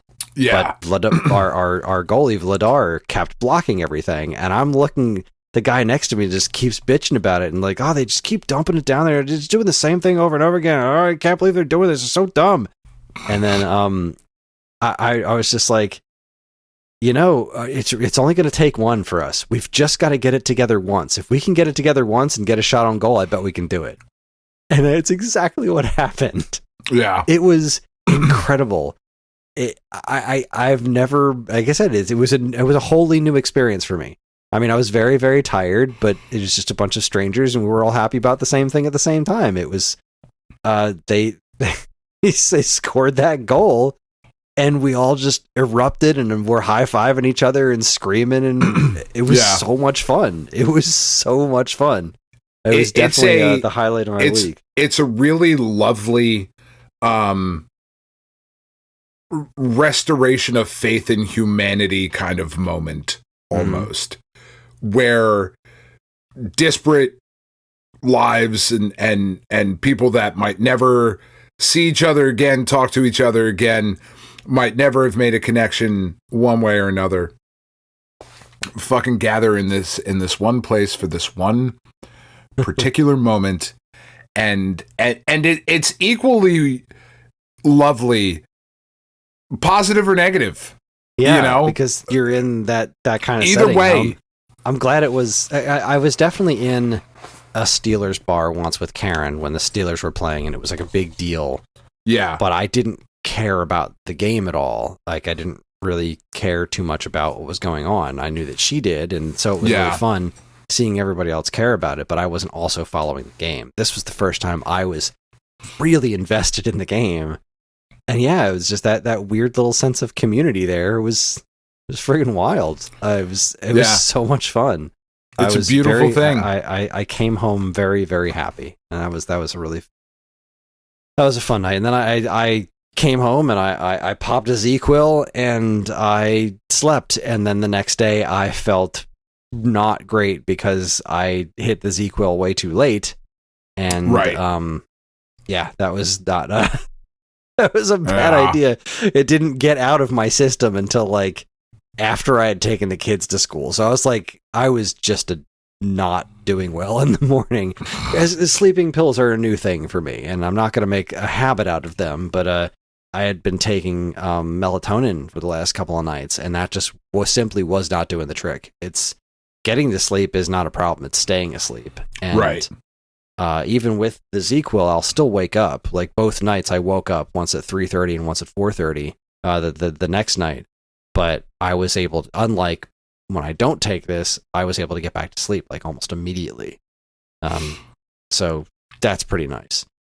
So I'm taking some pretty serious consideration and popping one of these pills in the next couple of minutes so that after this show is done, I can just, head on pillow and be out because I don't have anything to wake up for in the morning. Kids aren't going to school. I don't have any early morning things that need to happen. I can just stay asleep for as long as I physically can. And I think that might be worth a shot. It's not a bad idea. Not a bad idea. I support. And that was it. That's my week. I have done very little in terms of entertainment. It's just been kind of paying attention to sporting events and the insanity of my personal life, and taking the kids to school. Like, we rode bikes to school today. I mowed the backyard today. Just kind of like, because it was beautiful outside. It was a little bit cool, and it was very nice today. Yeah, we had gotten some rain, so the backyard was the backyard was more overgrown in the front. So I was like, you know what, I don't know how much time I'm gonna get to do any yard work this weekend. Like, I'd like to clean up the front yard too, but I just don't think it's gonna happen. Because Karen's out of town this weekend, so it's just me flying solo. So I don't know how much time I'm gonna get. So I just decided to mow the backyard. I had a little bit extra time today. I finished my video super quick, and I got the script done for tonight. And I was like, fuck it, I'm gonna go clean up and enjoy this weather. And I did, and it was super fun. And then the kids played in the backyard for like 2 hours, which is awesome. That's what you want. That's what you want. That's what we're here for. So. It is, man. That's it. That's my week. What do you got? What'd you do? Well, I started the week jumping on with friend of the show, Anthony, one of our listeners, hooked me up with the guys over at ZTGD, blackbox.com. They've been around longer than we have. They've been around for like 20 years as like an internet radio show. And that's who I wrote the review of Sorrows for. And they were like, hey, do you want to jump on the podcast? They record on Sundays, to come on and talk about Sorrows. So I was like, yeah, I'll jump in for a quick hit and like talk about Sorrows, and then I'll like probably dip out or whatever. And then 2.5 hours later, we're all still fucking talking, and I'm yelling about Echo the Dolphin. And, it was just, I don't know how the fuck we got to Echo. I think Anthony brought it up. Somebody had said something, and then Anthony fucking triggered me, pushed my buttons on purpose. But it made for, I think, interesting radio, I hope, anyway. I mean, it was a blast. They're a great group of guys. Awesome. It's an awesome show. It's a really fun listen. And their site does really good work, and I'm hopefully going to keep writing for them and all of that.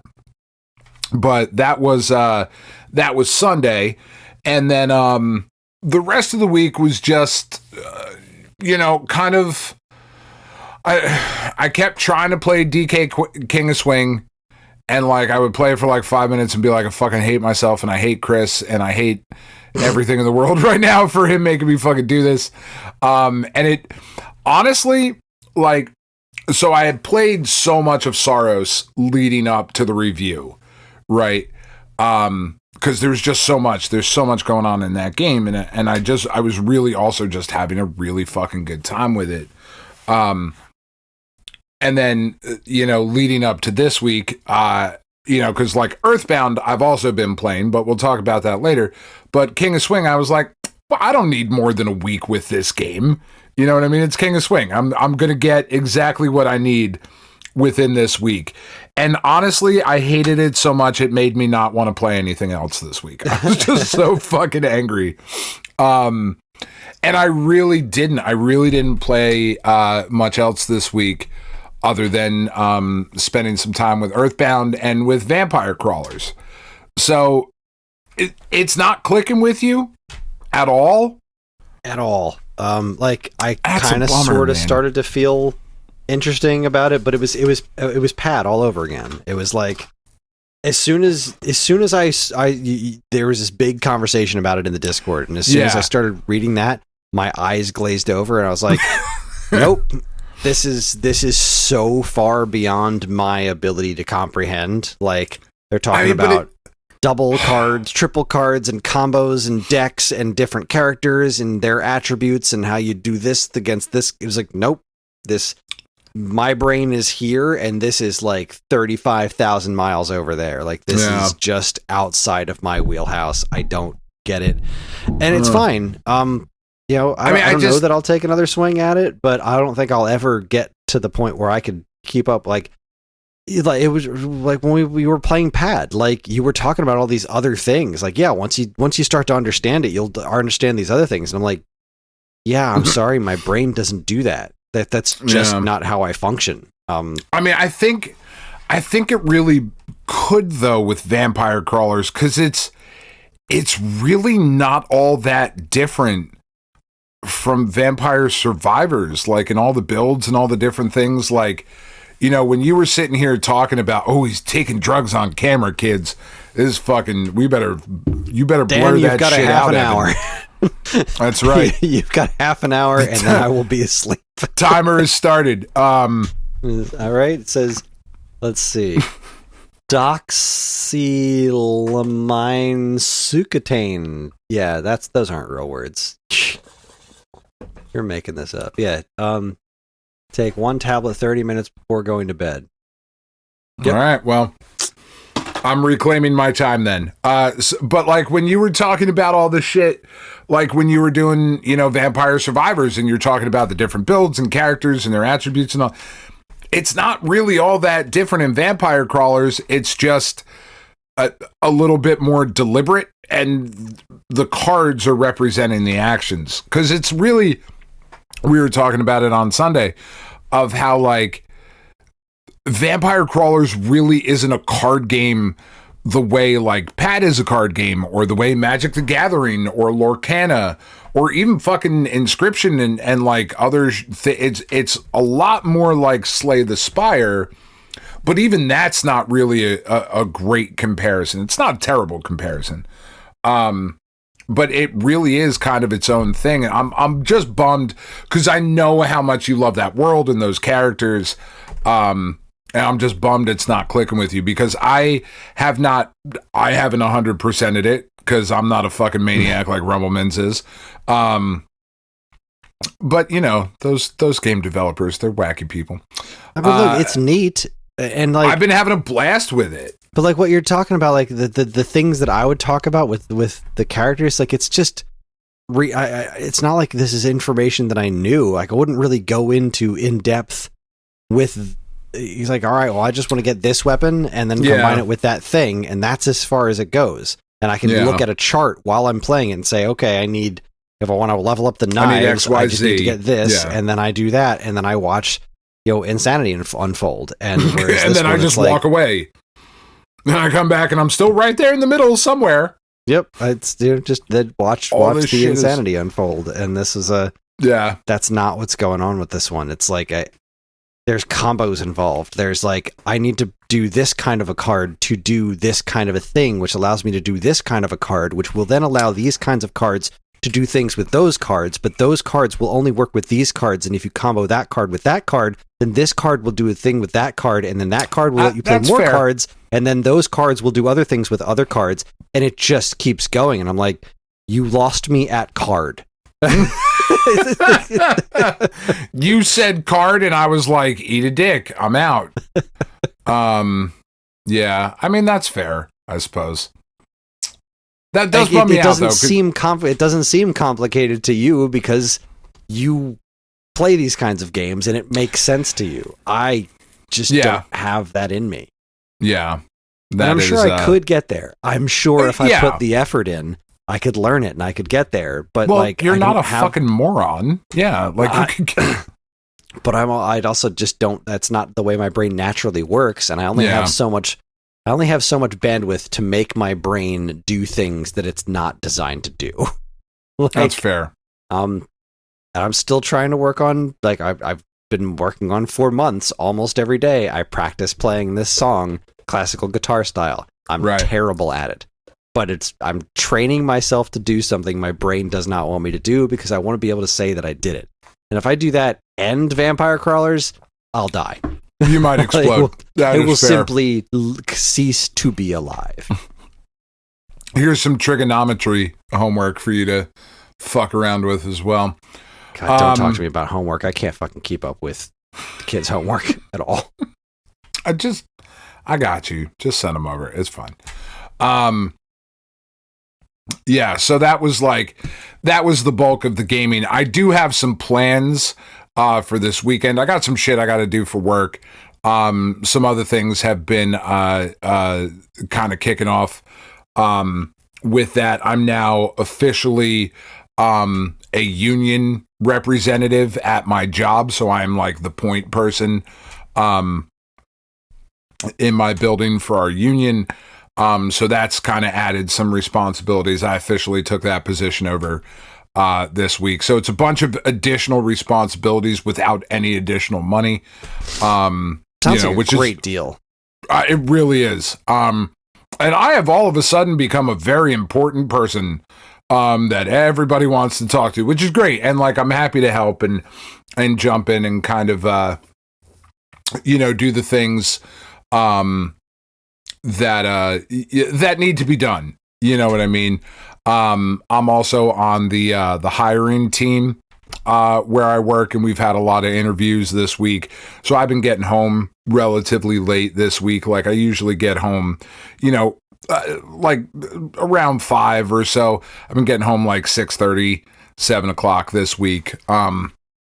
Just trying to get interviews in and trying to get ourselves, staffed up and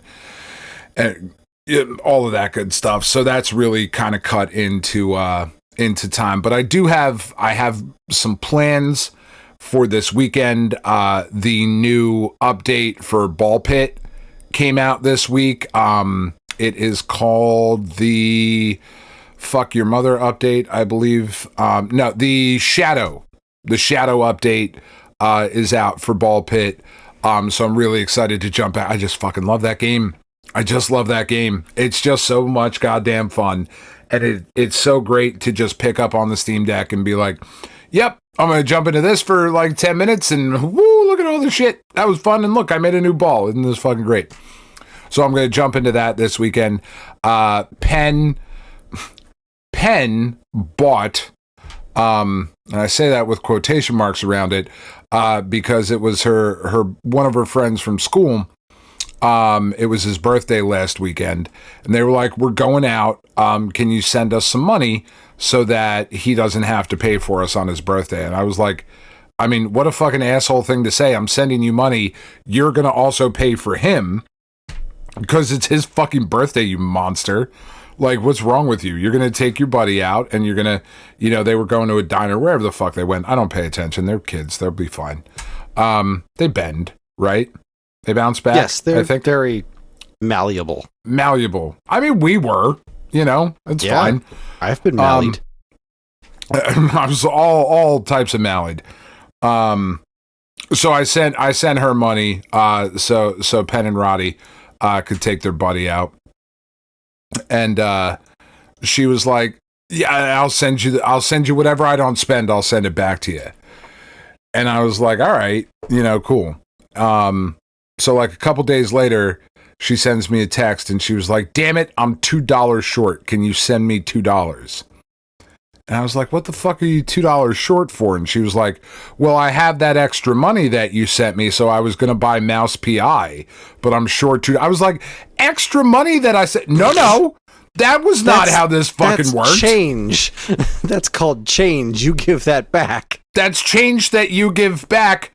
But also, yes, here's the extra $2 that you need for Mouse PI, so that we can have that as well.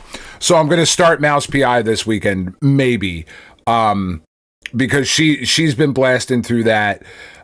She's also been blasting through eugenics. She just killed Hitler today, which she was very excited about. Somebody should. So I really got to fucking get to eugenics. Roddy's been still going crazy with his, computer and all his shit. He hasn't jumped into eugenics or Mouse PI yet, but he doesn't know. I've kind of forbid him from looking at the Steam account because their birthday is this month, and I picked up one of the reasons that he wanted his new graphics card and like all the updates that we made to his PC was because he wants to get and mod Sonic Racing Crossworlds. Right, yeah, you were telling me about that.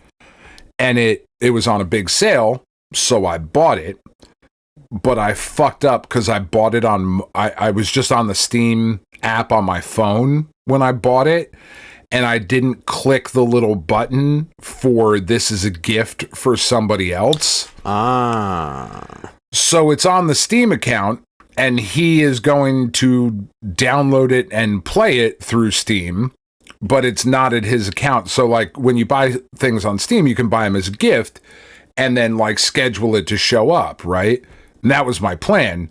But then I was just, like, kind of rushing because I was like, fuck, it's on sale. And I think it was, like, it was going to not be on sale in like 3 minutes because it was like late at night when I was looking. I was like, oh shit, I need to do this like right fucking now. So I'm like, you can't look at the Steam account because he's about to turn 17 and he doesn't pay attention to shit. So he really doesn't know what's on there. But we'll be jumping into that. I'm actually also legitimately really excited to play and talk about, but that's still a couple weeks away. But that was like really it for gaming, like stuff that I can talk about. I did finish, I was reading H.H. Holmes, The True Story of the White City Devil by Adam Selzer. It was really, really big, in-depth look at H.H. Holmes, the first serial killer and like all of that shit. And just what a fascinating crock of bullshit most of his fucking story is. And like it's just wild. It's way too much to get into here, but it's a story that's always really, really fascinated me, and just the look at how things used to be back in the day of like, you could just walk into a bar and be like, I'm Dan Ryan, I'm a fucking horse thief, and I just stole $900 and 7 horses and fucking suck my dick. And then you could walk out of the bar and then you wouldn't get arrested for like months or years, maybe even, because like that's just how shit was back in the day.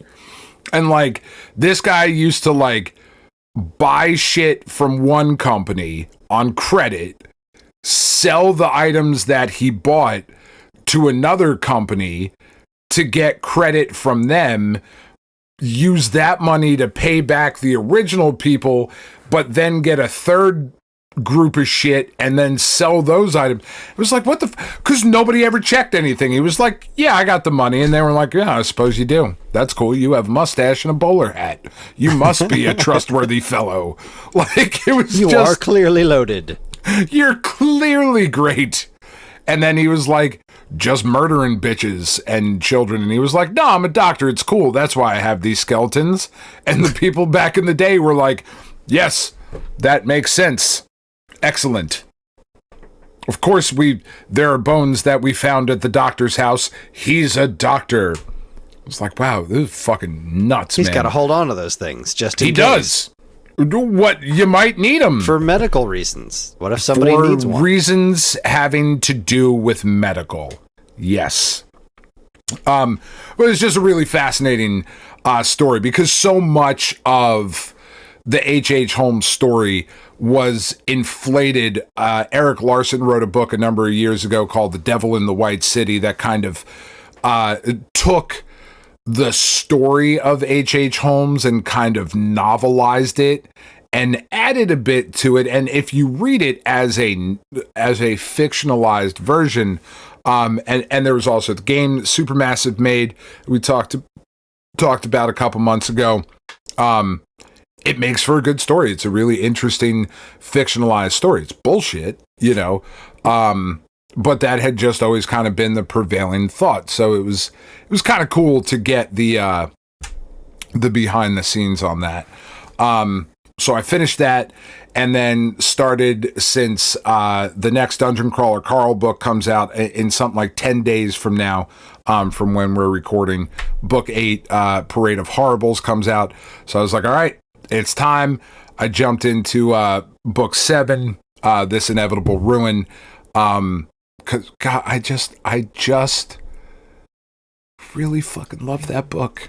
I really love that series, man. Like, as soon as I jumped back in, because I had read, I'm looking at my list here, the last, I finished Butcher's Mask, or Eye of the Bedlam Bride. I finished on March 11th. And since that time, I've read Murder by Cheesecake, Off to Be the Wizard, How to Be the Dark Lord, Die Trying, Bronx Zoo, Go Straight, All About Me, H.H. Holmes.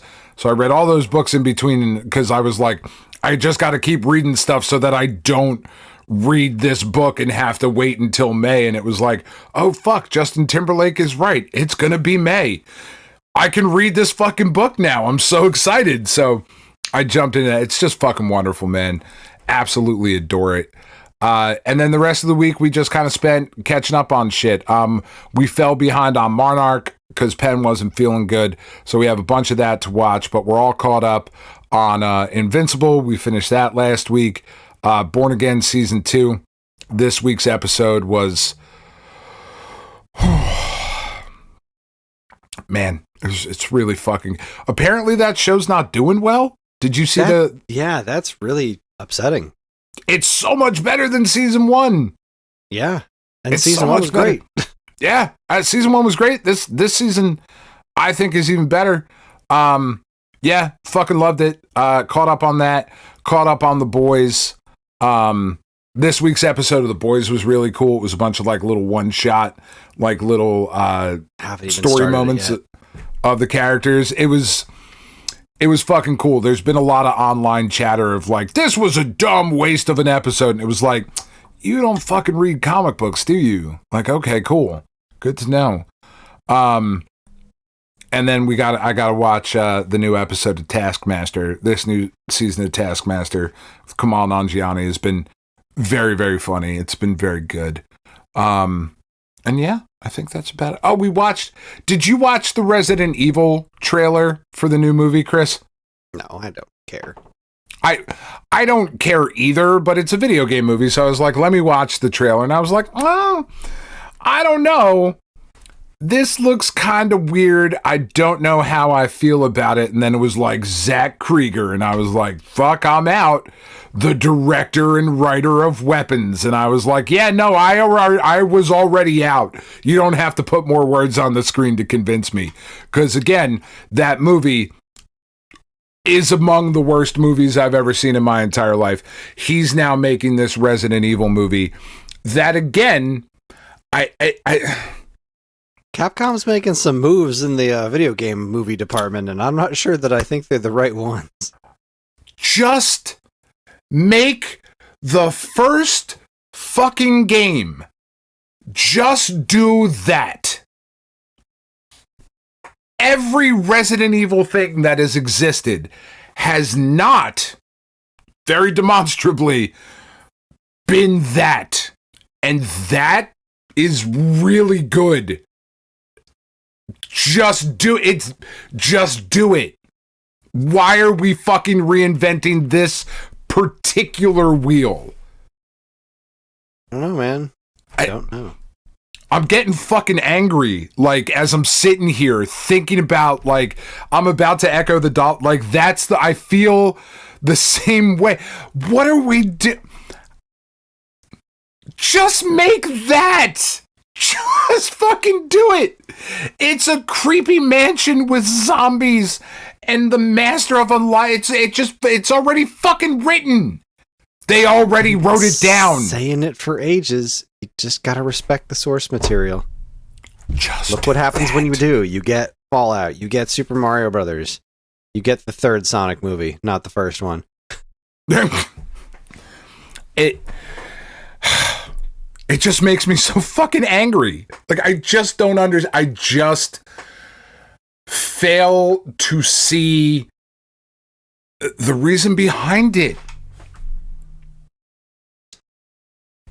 I don't get it either. I've never understood it. Like, it seems pretty straightforward. If something has a good story already, you don't really need to reinvent the story. You don't need to rewrite it. The story's it's there. So do that. It's already ready already. In movie form.